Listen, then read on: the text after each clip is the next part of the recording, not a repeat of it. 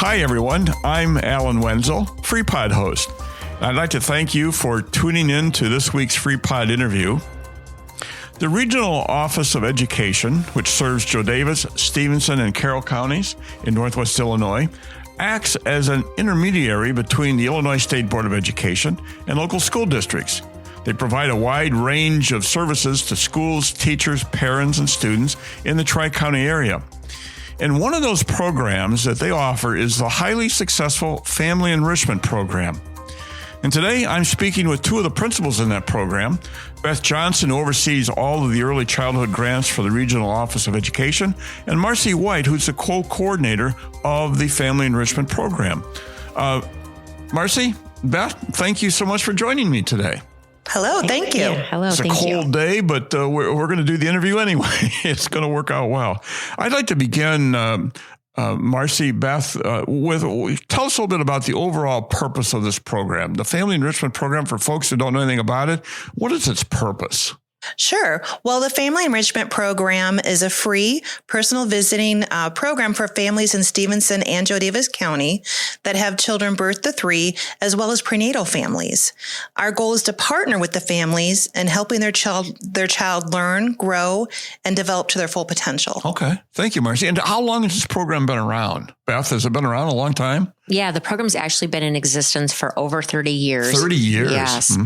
And that's probably a tribute to its successful features and successful nature of the program that's been around that long. It's probably one of your oldest programs for ROE. Absolutely. We've been located at a couple of different agencies throughout our existence, but the grant has always been funded through the Illinois State Board of Education and administered by the Regional Office of Education. We've even had a couple of name changes along the 30 years. But now we're located here at the Regional Office of Ed. Mm-hmm. And we're the Family Enrichment Program. But some people might remember in Joe Daviess County, it used to be called Family Ties. And in Stephenson County, it was called the Parent Enrichment Program. Okay. And about 5 years ago, those two programs in Stephenson and Joe Daviess County came together. Mm-hmm. And we renamed our program to the Family Enrichment Program. But it's the same program, same services. Sure. That we've had for the 30 years. Marci, can you tell me a little bit about the specific goals of the program? Overall, I have a good sense of what it's trying to do. What are some of its specific goals? Well, what the Family Enrichment Program, what we do is we work to support families in giving their child the best possible start. We provide families with fun one-to-one learning activities during our personal visits, and we provide information about child development. Really, the main focus is supporting parents because parents are their child's first teacher. So you try to give them as much information and as many resources as possible to help them deal with kids and their early learning and know what works and what doesn't work. Exactly. And we bring the latest information from the American Academy of Pediatrics. We use a curriculum called Parents as Teachers, which again, the focus is the parent being the child's first teacher. And we support them, whatever decisions they make and how they raise their child. How many folks are involved in this program? How many people, how many families, how many kids? I don't know how you measure numbers, but what's the involvement look like for you folks? Well, sure. Well, just staff-wise, we have 7 full-time parent educators or home visitors. We have 4 of them here in Freeport that cover Stephenson County, and we have 3 at our Galena location that cover and work with families in Joe Daviess County. Overall, based on the number of home visitors we have, we can service around 120 families. Wow, that's quite a good number. And do these 4 in Galena, they stay within that county or that area? Don't travel around, but just simply are dedicated to a particular area. Yes. For the most part, there are times when we may go back and forth and help each other with events or trainings, but for the most part, we're located in those areas. When we talk parents of young children, what are we talking about? Birth on, or 0 to 3, or where are we? What's the intended audience? Parents of what age child? Well, what's wonderful is we can actually start prenatally. Oh, wow. So we can start prenatally, and we can also with nutritional information, and nutritional those kinds of things? information about how the baby's developing, information about how stress can impact you and how that can impact the baby, preparing for the birth, just so many things to get ready for.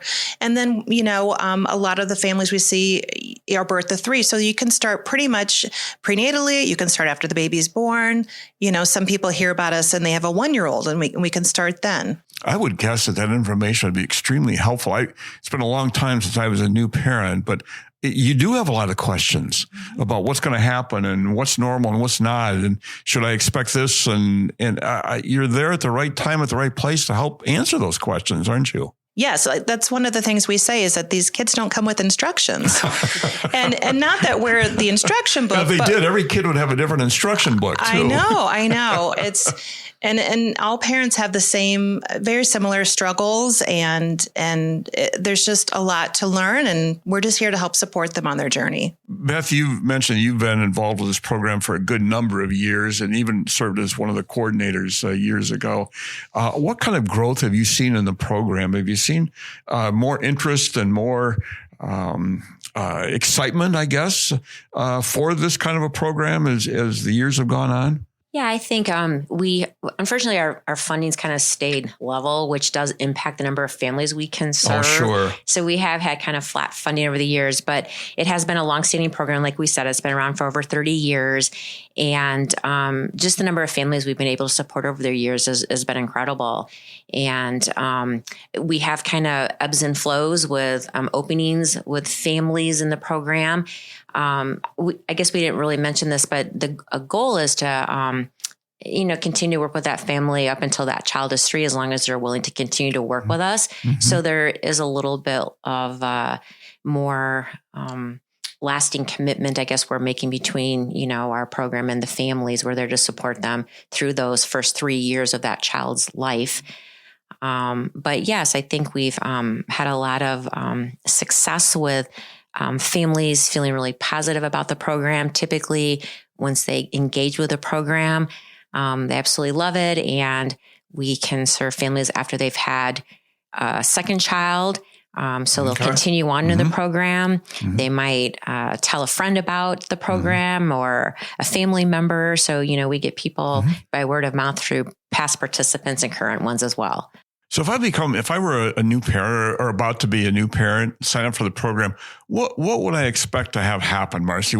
Would I come into some place and meet with you folks? You come to my house? How often do I see you? What do you bring me? Just talk me through a little bit about some of the mechanics of how this family enrichment program would work for a new parent. Sure. Well, once we get the initial referral, we'll connect with you over the phone. We'll get some information from you. And then we really try to meet families in their home. That's where the child learns best. That's where they're most comfortable. And we want it to be convenient for the parents. So it's not a big group meeting that people are going to necessarily. Not necessarily. I mean, we do offer group connections once a month, but that's a separate thing that we do. But for our personal visits, we use our Parents as Teachers curriculum, and we bring information about what your child's doing, about development. We bring activities, learning activities, usually based on your child's age and their development. And what I love about our curriculum is these activities are usually with things you have around your house. So you don't necessarily have to spend money on fancy toys to play and work on development. It could be, using a wooden spoon to bang on a pot. Or it could be using a paper towel tube to drop a toy through to look for cause and effect. The curriculum is amazing, and it really helps families, I think. How long of a visit, if you were to come to my house and I'm sitting there thinking, oh my gosh, you're going to teach my child how to make a lot of noise by banging a wooden spoon on a pot. But those kinds of activities, you work me through that, you share some information. Are you there for an hour or for a couple hours, or it kind of depends? It kind of depends. It depends on what the parents need and how the visit goes. Typically, it's about an hour. But again, it just depends on if the parents have more questions or if they want to continue or anything else we might be able to help them with. Also note that the parents are in charge of the curriculum. They're in charge of the visits. Oh, so okay. if the parents like, you know what, I really want to work on more talking. I want to work on those skills. Okay. That's what you do then. We'll bring those activities. Or they might say, you know what, I just want more information on sleep. I need to know more about, how long should they be sleeping? And okay, I'll bring information on sleep. So really, we try to have the parents involved and to know what to bring and what they want to work on for our next visit. So I would imagine at the end of your visit, you would say, we've covered these kinds of things. What would you like to do next time? Exactly. Yeah, that's a pretty good way to do it, I would think. You're really meeting specific needs that people have. It's not a canned curriculum in that sense. You have things that you can do, but the topics themselves are chosen by the parents. That's pretty slick. That's pretty nice. Is there a cost involved in any of this? No, it's absolutely free. Wow. We're funded by the Illinois State Board of Education, and we're open to any family that lives in Stephenson or Daviess County that are expecting or have a child birth to 3. Okay. And Beth, you mentioned you received referrals. If I just want to sign myself up for the program, can I do that? Or how do I do that? Can you walk me through a little bit of those mechanics? Sure, absolutely. Anyone who's interested in the program, they can reach out to our program. We have a Facebook page. You can call the Regional Office of Education 8, the phone number.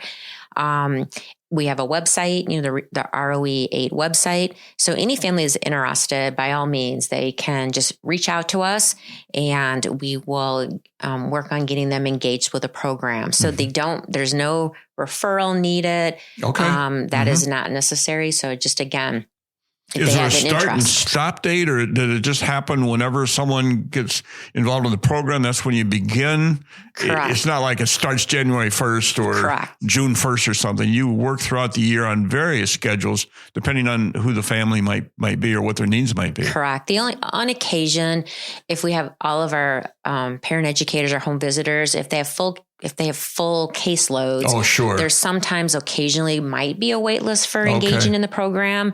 But for the most part, when the family calls us and they're ready to get started, we're ready to start engaging with that family. How do you measure success in this program? How do you know when you're doing what you need to do? I'm sure you gain a lot of feedback from watching parent-child interactions and watching kids develop, and you watch parents grow in their skills as parents. Do you have any specific measures that you look for when you work with families? Well, sure. I mean, we have actual data measurements, and we have research that shows, and we also have research that shows families that participate in our program, they report being more confident in their parental role, better connected to their child through play, and the children seem to be more prepared for school.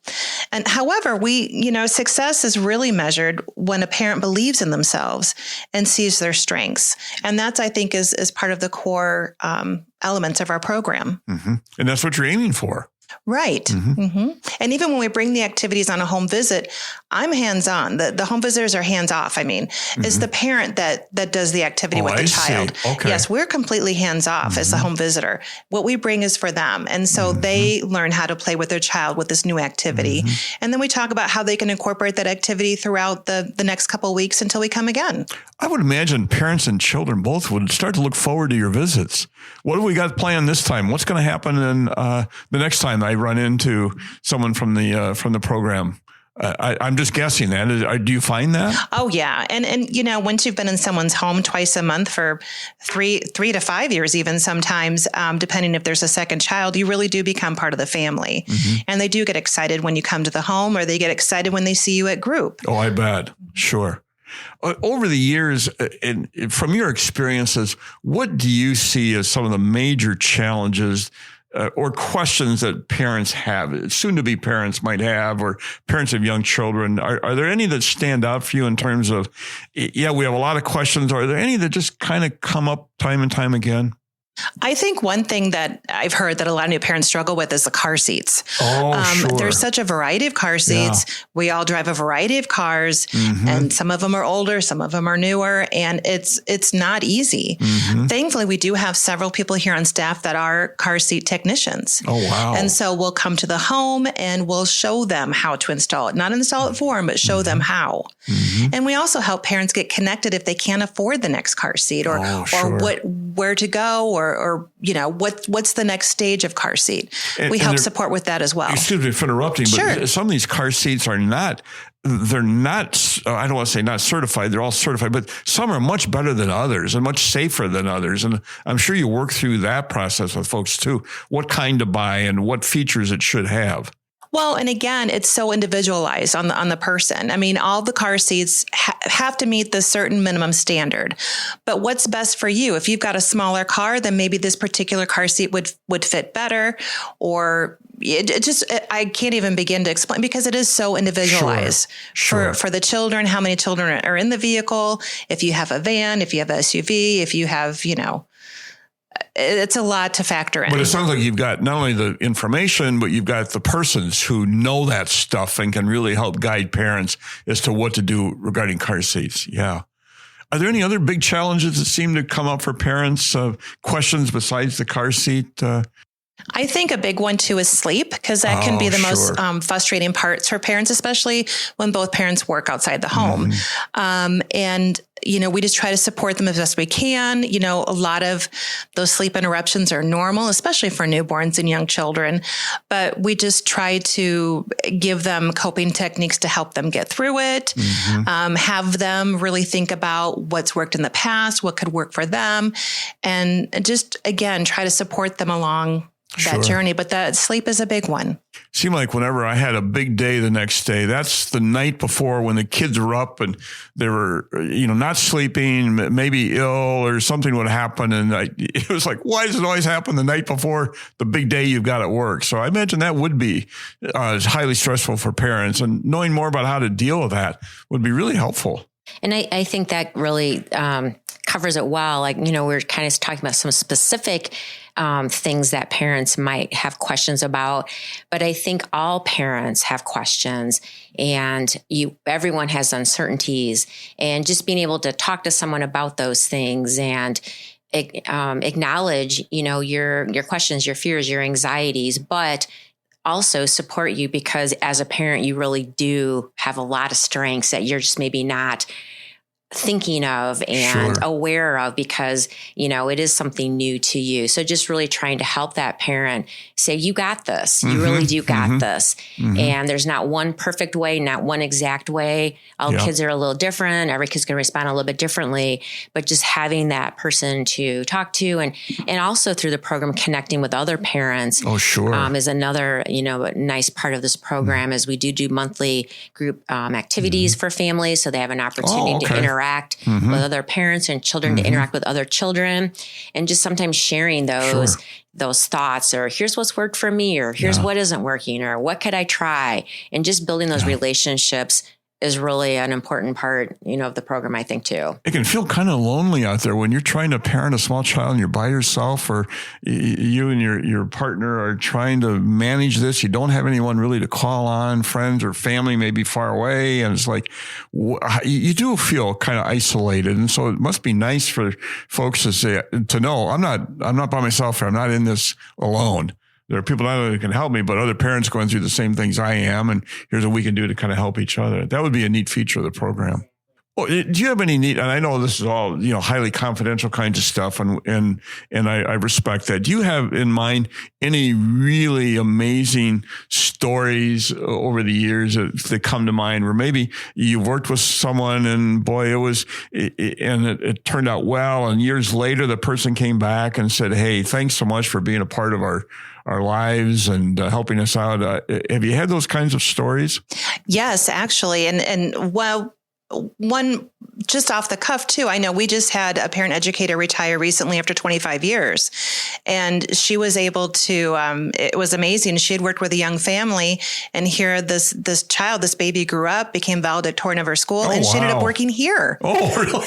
And of course we attribute that to being in the program, the valedictorian and working here. So that was a really special thing for her and the rest of us for the program. Wow.